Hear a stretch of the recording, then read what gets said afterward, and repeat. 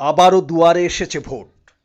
বারবার প্রতিশ্রুতি মিললেও আজও নির্মিত হয়নি মালদার ১২ মাসিয়া নদীর ওপর পাকা সেতু।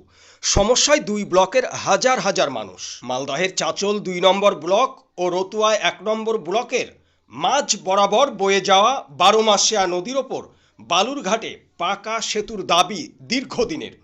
সেই দাবি আজও পূরণ হয়নি। স্থানীয় বাসিন্দারা হতাশ। সামনে আবারও একটি লোকসভা নির্বাচন, কিন্তু সেতু অধরাই রয়ে গেল। চাচল ২ নম্বর ব্লকের ধানগাড়া বিশনপুর গ্রাম পঞ্চায়েতের বালুরঘাটে নিজেদের উদ্যোগে বাঁশের মাচা করে পারাপার করেন স্থানীয়রা। বালুরঘাট প্রাথমিক বিদ্যালয়ের গা ঘেঁষে ১২ মাসিয়া নদী।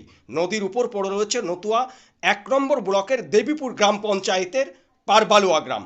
সেখানে পারবালুয়া প্রাথমিক বিদ্যালয় ও একটি মহিলা মাদ্রাসা রয়েছে। ধানগাড়া বিশানপুর গ্রাম পঞ্চায়েতের বালুরঘাট, বারুইপাড়া ও জিয়াগাছি গ্রামের বাসিন্দা এবং দেবীপুর গ্রাম পঞ্চায়েতের পারবালুয়া ও মাকাইয়া ও উত্তর বালুপুর গ্রামের বাসিন্দারাও যাতায়াত করেন এই বাঁশের মাচায়। স্থানীয় বাসিন্দা তারিকুল ইসলাম বলেন, চাচল ২ নম্বর ব্লক ও রতুয়া ১ নম্বর ব্লকের সংযোগকারী বালুরঘাটে পাকা সেতু নির্মাণ হলে দুটি ব্লকের হাজার হাজার মানুষ উপকৃত হবেন।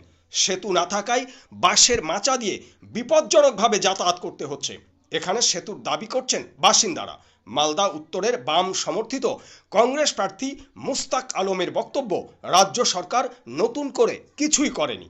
মালদা উত্তরের বিজেপির বিদায়ী সাংসদ খগেন মুর্মুর কথায়, রাজ্যে একটি দুর্নীতিগ্রস্ত সরকার চলছে, তাই যোগাযোগের জন্য একটি সেতুও নির্মিত হচ্ছে না।